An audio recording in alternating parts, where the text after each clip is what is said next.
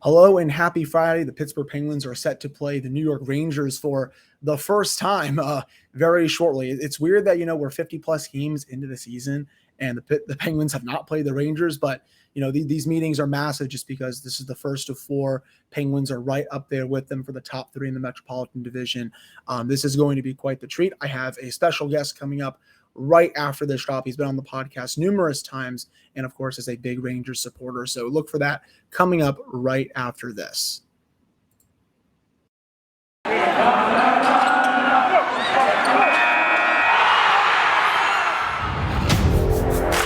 You're Locked On Penguins, your daily podcast on the Pittsburgh Penguins, part of the Locked On Podcast Network, your team every day.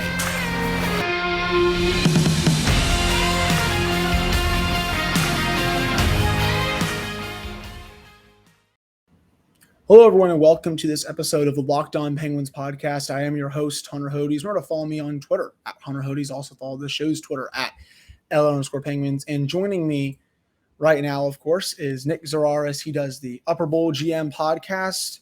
Diehard Rangers supporter, of course. He's been on the podcast numerous times. But finally, Nick, the Penguins and the Rangers will get together because it's been over 50 games and somehow they have not played yet. And I think these promise to be some pretty good games, of course, as the playoff push is in full swing right now. In terms of seeding, I think the 8 teams are basically locked up, but we'll get all into that in this episode. But Nick, how you doing today, sir? No complaints. There's hockey. I stayed up way too late last night watching the women's game, so my sleep schedule is kind of a little bit jacked up, but we'll get that rectified by tomorrow. Rangers play tonight. It's interesting times to be alive. So what's up with you, my dude? How we doing? Yeah, I mean that the women's game was it was fun. It stunk that they got off to that poor start and then they couldn't come back from that 3-0 deficit. We were talking during it, obviously, but hopefully next time I think they'll maybe make some better decisions when it comes to the roster and the coaching staff and stuff. But Nick, obviously this is the first 1 out of 4 for the Penguins and the Rangers.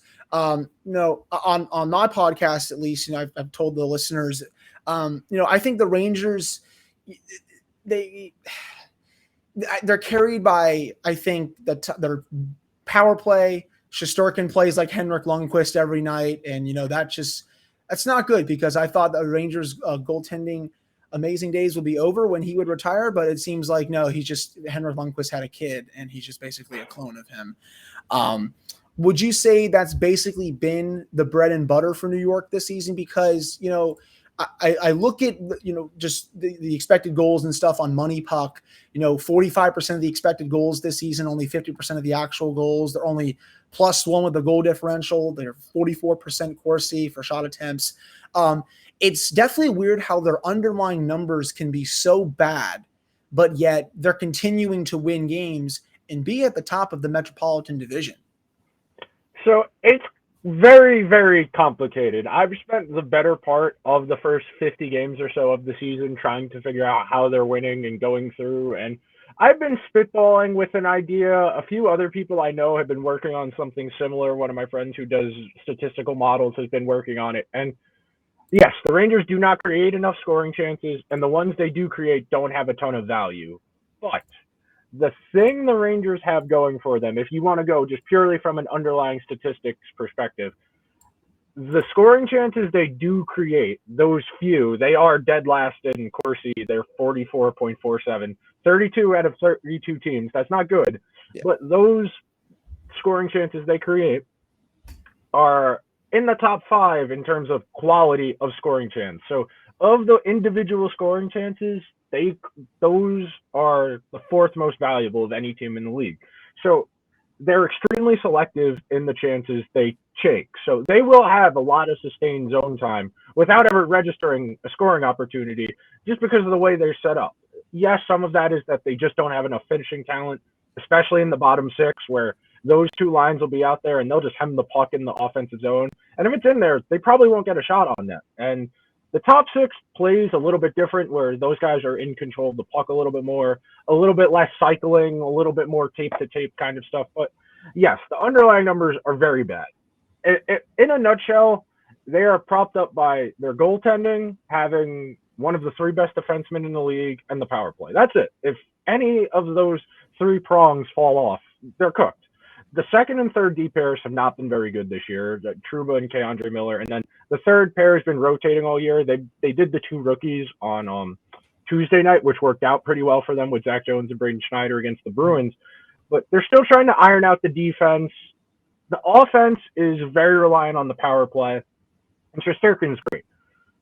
But it's very flimsy. I can understand why there is so much skepticism about the Rangers out there, including me. I don't think the way they play is a recipe for success long term. It works night to night because you have enough high-end players that they can influence the game.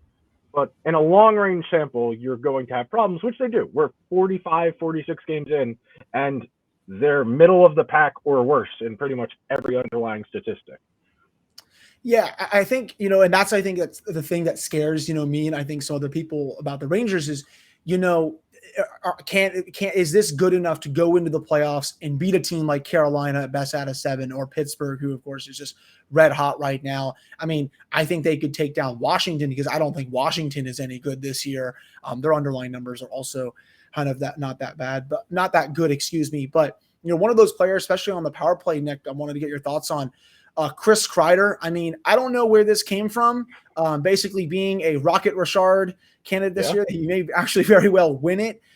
He was signed to that mega extension just about a year or two ago, I believe, makes a lot of money. Didn't look like it was going to be a good signing at the time. And, there was a lot of trade rumors surrounding him as well. But, he's put some of that to rest this year and is looking like a completely different player. What have you noticed that, that's just made him that much of a deadly threat as Panarin and Zibanejad? They've tweaked what they're doing on the power play. That's where a bulk of Kreider's production comes from. For under David Quinn, the Rangers' power play was high scoring attempt, get the rebound, go to the bumper, across for the one-timer to Zibanejad or Panarin at the left circle. That was the set, what they were looking to do every single time. Now they've kind of incorporated a bit more of a straight high-low game where it'll go out to Fox at the point, and Fox will try and bait someone to come towards him, and then they can get the puck down low, and then it's a numbers advantage where they're playing 4-on-3 as opposed to 5-on-4, and you have more room to operate when it's 4-on-3. It's a nice wrinkle they've added. It does get a little frustrating because, like at 5-on-5, they will just not shoot sometimes if the opportunity is not there, so you're not really getting the full pressure you could get on the power play, but they tweaked the power play a little bit. He's playing with more confidence, which helps. Just flat out, it helps when you're playing with confidence. He's always been this good. That's largely why Ranger fans have been so frustrated with him for most of his career. Is the talent's been there. This is one of probably the 10 fastest skaters in the league in a 6'2", 215, 220 frame. And there have been stretches in his career where he's just not noticeable for whatever reason in terms of his motor, motivations, whatever. But it seems like he's put it together. Sure, this is a crazy statistical outlier year. He's never going to shoot in the high teens probably ever again for the rest of his career. But you'll take it. In a year like right now where there's not a lot of offense coming from other places, you will take it. They noticed something on the power play they could work with, and that's the big thing. They changed the power play, and it's enabled him to play at a level he hasn't before. Yeah, and I was looking at his shooting percentage this year, Nick. This is definitely, I would say, an outlier. 22.1%. The highest before that was actually last year at 19.6. So he was a career 14.7% shooter coming into the season. It's just it kind of reminds me of just a higher Kapanen from last year, because Kapanen had a very high shooting percentage last year, and then this year it cratered, and he's just looking like a player that he might get dealt by the deadline. But no, he's going to be really dangerous. We all know how great Panarin is. Zibanejad is having another great year, and Adam Fox, man, it's probably him and Cale Makar right now as my top two defensemen in hockey. I know Victor Hedman is right there too. Even though he's a bit older, Fox is probably going to win another few Norrises, if not more. And what a treat he is to watch. When you guys badly needed a franchise defenseman after McDonough left, some people I've seen this thrown around on hockey Twitter before. I think they got a little lucky that the Rangers were one of the only teams that he wanted to go to, and when that happens, hey, you take it. But he is incredible just in both zones. Underlying numbers are fantastic, and obviously the Penguins are going to have to be on high alert when he was on the ice. He was great last year, but this year, I think he's taken it to another level. It's definitely the way they've used him on the power play, especially. He's able to influence the game a little bit more. The thing to watch with Fox is the subtle things, just the body positioning, always knowing where the puck needs to go. He rarely makes a mistake. And it's interesting because he's not that big. He's not that fast. He's just the smartest guy on the ice most nights, and that's what he uses. He outthinks everybody. And there are outliers like that can do that. You see that more traditionally in football, where you'll have a quarterback who's not any amazing traits, but really smart and able to see things before they happen. That's what Fox does. It's the slight body feint, the slight leg kicks, all the little things that go into making him great. And yeah, they've given him a partner that complements him well enough in Lindgren. I don't think Lindgren is as good as Ranger fans like to think he is, but playing with Fox, he's the perfect complement. And it's very comfortable having that. They need to sort out the rest of the defense. But in a playoff series, I imagine Fox will be pushing that 28, 29 minutes a night mark because he plays power play, kill, and 5-on-5. He's going to have a lot of minutes, and he's their best player. I feel confident in saying he's better than Panarin and he's better than Zibanejad. He's their best player. Wow. I honestly did not expect you to say that, but now with how he won the Norris last year, I know Panarin was also a Hart Trophy finalist. I guess I'm not, it's not a hot take or anything like that. He is that good, and he's going to be paid like it, I would say, for a long time. Yeah. Nick, I touched on it earlier as well. Shesterkin this year, I know Tristan Jarry has been awesome. Don't get me wrong. He probably should be a Vezina finalist, at least in my opinion, though he's not going to win it, I think, and rightfully so. I said it early on in this episode. You have a Henrik Lundqvist clone in net. Looking at Money Puck this morning, he has 26.6 goals saved above expected. Just a ridiculous number, well above Frederik Andersen. He has a .938 save percentage, a 2.05 goals against average. His expected goals against average is 2.97, so he is outplaying that by a whole lot. What do you think is the main difference from him last year compared to this year? Because I knew he was going to be good, and I knew that he was probably going to drive a whole bunch of teams in this division crazy for a while. I just didn't know he was going to be this freaking good and act like a prime Henrik Lundqvist. So I would say being able to play consistently. That rookie season, he was in that car accident, so he missed a lot of time. Yep. They go into the playoff series in the bubble. He tweaks his hip during practice. They come out last year expecting him to be the full-time starter, tweaks his groin, misses a couple of weeks. It's just been being able to stay healthy, be in the lineup consistently, and get into a rhythm. He's one of those guys who needs to play 4 or 5 straight games to get into a good rhythm, to feel confident. And now you can tell he understands how good he is, and they lean on him with that. He's actually good at playing the puck, which is something I've never known. I love Henrik Lundqvist to death. That's the only fault in his game. He was never good at playing the puck. And that matters when you're very bad at breakouts like the Rangers are, having a goalie who can enable the breakout to start sooner. But being able to play consistently, staying healthy, it sounds very simple, but he's needed it because the results aren't better. If you look at the underlying numbers, they're playing worse than they did last year. And he's playing better than he did anyway, playing better than he did last year. So it just speaks to how important it is to be healthy at that position, especially when you're dealing with hip and groin, because you got it. If those aren't right, you're not going to be able to play goalie well. You're just not. Yeah, no, I completely agree. And, God forbid he somehow gets hurt or something. Same with Tristan, of course, because the options behind them are just they're not. I shouldn't say they're not pretty. It's just there's the drop off is just, I would say, pretty big. Nick, now with the deadline coming up, I know you've written this, I think once or twice for Gotham.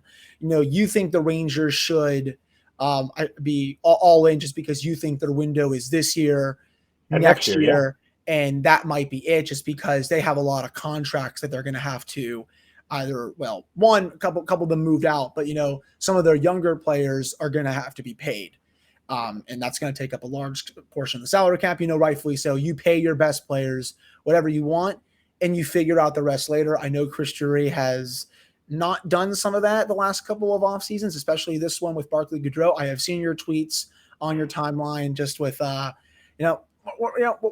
maybe get to those a little later, but just what do you think the Rangers need during the deadline to, I guess, make a run this year and then next year for their window? So the Rangers are in a weird position because they've been banking a lot of cap space all year. So the way I've been explaining this to people who are unfamiliar, think of your cap space when you start the season as like minutes in a rollover plan on like a pay-as-you-go cell phone where you get X number of minutes, but they carry over month to month. The Rangers have been banking cap space since opening night. By the time the deadline comes around in about a month from now, the Rangers are going to have $30 million in cap space because they started opening night with $9 million in cap space. And that money just keeps rolling over month to month, month to month. They have $30 million in cap space. Now, next year, Zibanejad's contract extension kicks in, Fox's extension kicks in, and that's $17 million right there. You're not going to have a lot of room to play with. You're going to need to give Kakko an extension. You're going to need to start planning for Lafreniere, Keandre Miller. Philip Hedl needs a contract after this year. There's a lot of stuff up in the air right now. With $30 million in cap space and a bundle of assets that you don't know if they're actually good or not, which is something people need to understand. Draft picks and prospects are great, but until they start producing at the NHL level, all they are is prospects. They're hopeful. They're lottery tickets. You hope one of them is good, but you don't know until they play. So you have all of these assets, all of this cap space. You don't know how long Artemi Panarin is going to be worth $11.5 million a year. You don't know how long Zibanejad is going to be worth $9 million. You don't know how long Kreider is going to be worth $7 million. Trouba's going to be worth $8 million. You just don't know how long. With all of the situational factors, they have everything is set up for them to. They have to go for it this year because there is no guarantee the team will be as good next year. You probably won't get 40 goals from Kreider again. Shesterkin probably goes from a 930 to a 915, 920, which is still good, but it's not best goalie in the league. And all of the environmental factors, the East is going to be a bloodbath this year. That is the one reason I have a little bit of apprehension of going nuts. But in a vacuum, if you told me I would like Artemi Lehkonen to plug into that bottom six, and he can play up the lineup better than Barclay Goodrow can, and if they move Goodrow down the lineup, he won't be as noticeable. He won't be as much of a problem because playing him with Strome and Panarin doesn't make sense. Lehkonen is at least fast enough. He can get the puck and get it to them. Lehkonen is one. I don't think the Stars are going to trade Joe Pavelski because they're a team that just is content to make the playoffs, but that would be the other guy I would like is Joe Pavelski. Those are the two people I would like. I don't want JT Miller because he makes the money complicated for next year. Both of those guys are one-year rentals. They won't cost as much. And the one other guy I would like as the seventh D tweener, I was talking about this with Sam Stern the other day, Carson Soucy, who plays for the Seattle Kraken. He's not expensive. He's on a one-year deal. He's 6'5", so I know the good Canadian boys will like him. He'll fit in. He's better than what Nemeth has given them. Nemeth is dealing with some stuff. I mean, they put him on the COVID list today. He's been dealing with COVID, lingering symptoms of COVID most of the season, which is why he's been so poor. But they do need to address that seventh D tweener role guy who can flex in. Because if you make the playoffs and you win around, you're going to lose a defenseman at some point. That's just the price of doing business in the playoffs. They add up a lot of miles. So that's a very long-winded way of saying yes. They need to add at least two forwards because what they have right now is not enough. They cannot They can't be playing Greg McKegg. They can't be playing Greg McKegg at all. I assume Reeves is staying in no matter what, so that's a lost cause. But they can't be playing Greg McKegg at all, and they can't be playing Goudreau in the top six. They just can't be doing that. Yeah, Greg McKegg, man. I mean, that would just be, former Penguin, I should say. Former everybody. That guy has played for like 9 or 10 teams in the league. Yeah, him, Carolina, New York, and I should say, I just think there's a whole bunch. Austin. Yeah, I think so, to be honest. And then, Ryan Reeves, that was, I know it was a weird trade over the offseason, but, I guess they want to keep him in. Barclay Goodrow, I mean, that contract's not going anywhere, and, he's going to play no matter what. But they gave him a letter. They gave him a letter purely as a spiteful FU to everybody who, actually watches hockey. You watch Barclay Goodrow play, he is constantly out of position and having to skate as hard as humanly possible to get back into the play because he's always trying to throw a hit and takes himself out of the play. Yes, it's easy to see why the hockey men like him. He's not actually good at any of the mechanics of playing hockey, which is a problem when you're a professional hockey player. So, yeah, so for those that are following, Nick is not a fan of Barclay Goodrow. He does not like Chris Drury, and he probably thinks he should go to the Gulag here down in Warzone. But, yeah, that was a weird contract that they signed. I still don't get it. And, you know, Nick, I mean, I think that's just one of my what's the word I'm looking for? You know, my concern is you look at the bottom six, and, you know, you have, you know, Rooney down there, Reeves, you know, Philip Hedl, excuse me, who he's actually playing pretty good this year. I think Shayna of The Athletic the other night, he was like on the ice for, you know, it was like 11-2, high danger chances for, high danger chances against, something like that. You know, he's actually looking pretty good, but, you know, their two biggest, you know, I shouldn't, not rookies, but their two biggest young players, Nick, you know, Lafreniere and Capo. I would say it's definitely been more of a struggle for them. I think more so Lafreniere right now, just because he might be just, I guess, struggling to fit in or for the NHL level. Are you pretty concerned at this point with one or both of them, or do you think, you know, they're going to turn it around here in short order? Because I don't think this is a Jack Hughes situation where they're ready to break out. I still think they may need a bit more time. I am concerned with how the Rangers are handling them. They both still have the talent. You see the flashes of it. When they've played Lafreniere in the top six and he has actual players to pass the puck to, you can see the vision. You can see the playmaking ability. The biggest problem for both of them right now is they need to improve their skating. They are both too slow. That's just a flat out, it is a problem. The Rangers haven't addressed it yet. And yes, the whole not having real off seasons the last 2 years is a problem in that development process, but they need to improve both of their skatings. I'm not worried about them as individuals. I am worried about the way the team is managing them. Lafreniere has the fewest average time on ice of any first overall pick in the last 20 years. And granted, not every team has a Panarin and a Kreider ahead of him on the depth chart, but it is a problem when you draft someone first overall and you're not giving them enough time to develop. Kakko got yo-yoed through the lineup for the better part of 2.5 seasons. Now, because they have no other options on the right wing, he's getting time in the top six. But he's hurt at the moment, dealing with an upper body injury. He's probably going to be out till close to the trade deadline. So it's pretty barren. The lineup definitely is barren. And it speaks to the marginal changes, and I hate doing the intangibles and the impacts of coaching, but they have a really good record in 1-goal games this year. Some of that is luck, but they are also playing better in those kinds of situations because they're more emotionally mature. They're more connected. There's a little bit better energy around this team. Last year, they would go down a goal and the game was almost certainly over, whereas this year, they've been able to play from behind pretty well. There's a little bit more consistency on a night-to-night basis.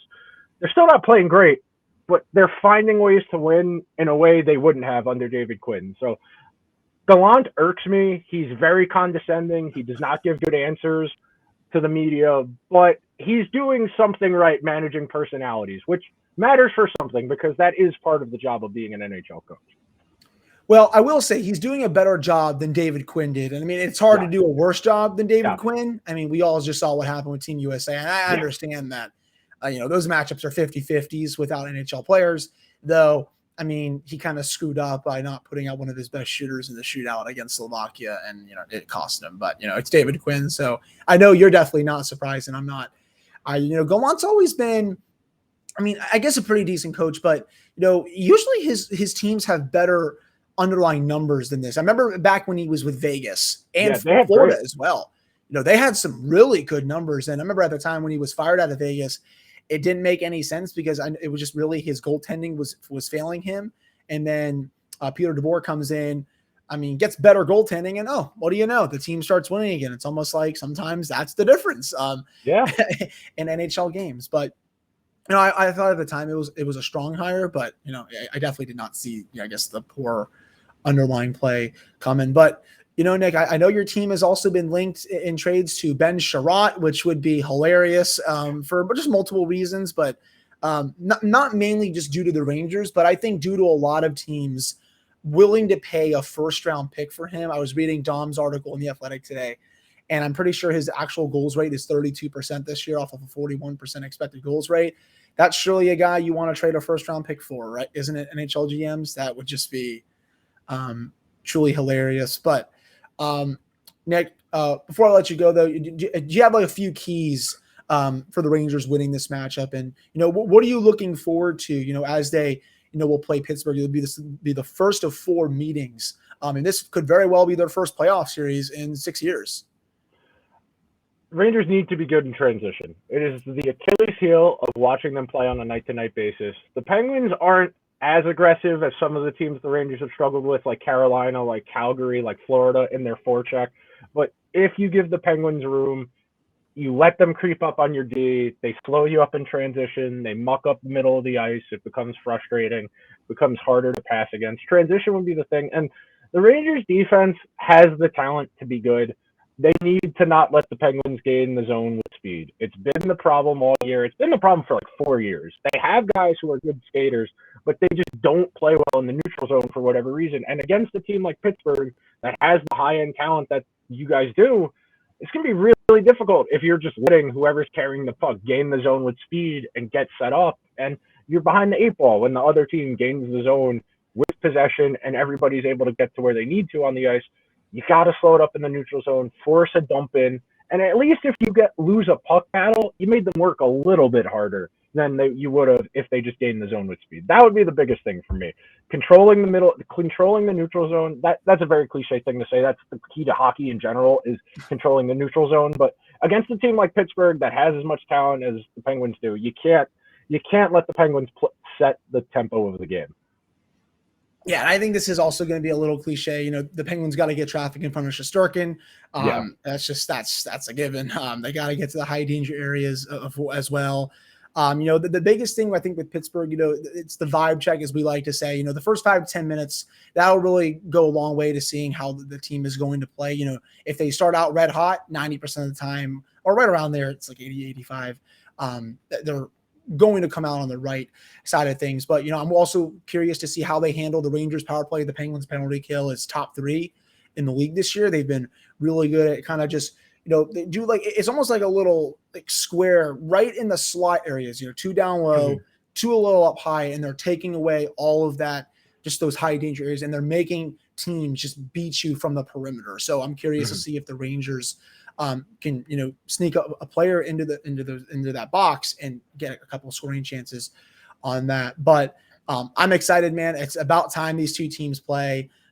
This has the potential to, again, be a playoff series at the end of the day. These teams haven't played in a bit. And I think, it would be a lot of fun just because of how much star talent is going to be on that. But Nick, tell all the listeners where they can follow you and all your work and all that stuff. So you can follow me on Twitter. My handle's just my name, Nick Zararis, Zararis. I do the Upper Bowl GM podcast daily. I've had a lot of guests the last 2 weeks. Been doing check-ins with pretty much every team around the league. Hunter is going to come on at some point when I'm back from vacation, and he's going to talk about the Penguins on my show. Did the Leafs yesterday, did Vegas the other day. We've done Carolina, Florida, Tampa. We're making our way around the league, checked in on Calgary, just so you have a flavor of where every team is at come the trade deadline, get an idea of who's actually going to be good come playoff time. And my goal on the show is to give you a show without an agenda. I just want to see as many good teams as possible in hockey. That makes it a better experience as a viewer, as a fan. That's all I want. And I write for Gotham Sports Network. I had a blog go up today, wrote about why everybody running to pile on Matt Harvey should kind of take a deep breath, show a little bit of compassion, and why baseball needs to do better by its players. So, yeah, you can read me on Gotham SN. You can listen to the pod, Upper Bowl GM, all the major podcasting platforms, and the Twitter handle where I spend way too many hours of my day. Well, Nick definitely makes one of us, as they say, was we're both on Twitter so much. And yes, I look forward to going on your show. Please go follow him on Twitter. Go check out his podcast. He is also one of the daily grinders as well. We got to all support our content creators out here. It's it's the time of year to always do it. So Yep. Thank you all so much for listening to this one. We'll see how the Penguins and Rangers play coming up, and I'll talk to you all coming up soon.